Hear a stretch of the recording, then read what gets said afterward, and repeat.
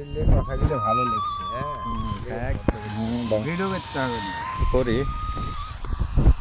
তো আমাদের গামছা দিয়ে টুপি বানানোর নতুন টেকনিক দেখেন। যাদের টুপি থাকে না কাছে, গামছা থাকে, তারা চাইলেই গামছা দিয়েও টুপি বানিয়ে নামাজ পড়তে পারবেন। যে কীভাবে টুপি বানাতে হয় একটু শিখে নিন, আপনারা দেখলেই শিখতে পারবেন। এই যে প্রথমে অর্ধেক করে নিতে হবে, তারপরে এইভাবে একটা ভাঁজ ফেলতে হবে।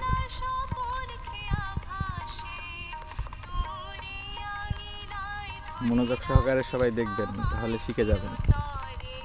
এভাবে একটা ভাঁজ দিবেন।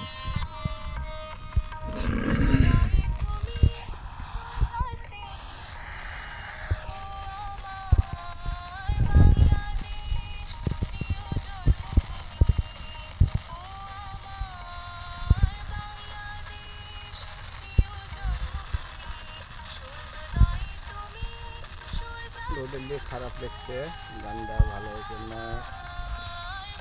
কিভাবে বানায় একটু লক্ষ্য করেন, দেখেন হয়ে আসছে প্রায়, আর একটু কাজ বাকি আছে।